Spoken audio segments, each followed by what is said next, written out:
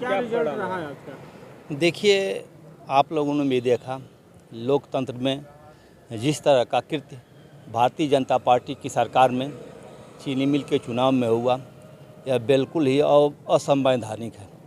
कल से ही जब दो प्रत्याशियों का नाम बराबर बराबर हो गया था 9-9, तो कल ही ये काम होना चाहिए था, लेकिन पूरी रात शासन प्रशासन के दबाव में लोग इधर उधर घुमाते रहे। पूरी रात सांसद, विधायक, सारे लोग, क्षेत्रीय जनता, सारे लोग यहाँ चीनी मिल पर रोड पर डटे रहे, लेकिन फिर भी प्रशासन सबको गुमराह करता रहा। गुमराह करने के बाद अंतोगत्वा सुबह जब सभी लोग जुटे तो अंदर गए, बुलाया गया। बुलाने के बाद हम लोग गए तो प्रशासन ने गोलमाल करते हुए अंतोगत्वा फिर वो सुबह की प्रक्रिया में उनके प्रत्याशी थे, वो भागने लगे। वो कह रहे थे कि नहीं, फिर से चुनाव होगा। फिर जब दबाव पड़ा तो दबाव पड़ने के बाद किसी तरह से मानने के बाद यह प्रशासन इतना टार्चर किया कि लोकतंत्र में इस तरह का टार्चर हमने अपने पूरे जीवन में इस तरह से नहीं देखा था। और अंतोगत्वा जो उनको डिसीजन लेना था उन्होंने ले लिया, उनके प्रत्याशी को विजयी घोषित कर दिया।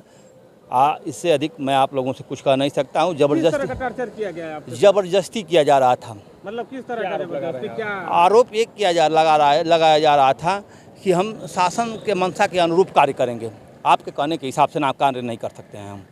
तो ये चीज़ें रात को ही क्यों नहीं डिफाइन हुई? आखिर परिणाम ये रात को ही होनी चाहिए थी। सत्य बात आपने कहा, ये रात को होनी चाहिए थी, लेकिन इतने वक्त तक घुमाते घुमाते जो उनके अधिकारी बोले उस हिसाब से, जो नेता उनके बोले, शासन सत्ता के हुकुमदराज लोग जो वो बोले वो करने पर आमादा थे। अंतोगत्वा वही किए हैं जो उनको आपके साथ गलत हुआ है। बिल्कुल गलत हुआ है, निश्चित रूप से। ये सारे लोग देख रहे हैं इस चीज़ को कि ये मेरे साथ गलत हुआ है। इस तरह से चुनावी प्रक्रिया में कभी नहीं हुआ था। नवनिर्वाचित सदस्य आते हैं, आप बताइए, गलत नहीं मेरे साथ हुआ है तो नवनिर्वाचित सदस्य आते हैं, नवनिर्वाचित सदस्य का अपमान किया गया और वहाँ 9 डेलीगेट नामित लिया गया। ये किस कानून या किस संविधान के तहत है? ठीक रणनीति बना रहे हैं आप? हम लोग संघर्ष करेंगे। वो पर्ची दोनों उन्हीं के नाम की थी। प्रशासन हम लोगों को छूने नहीं दिया, देखने तक नहीं दिया गया।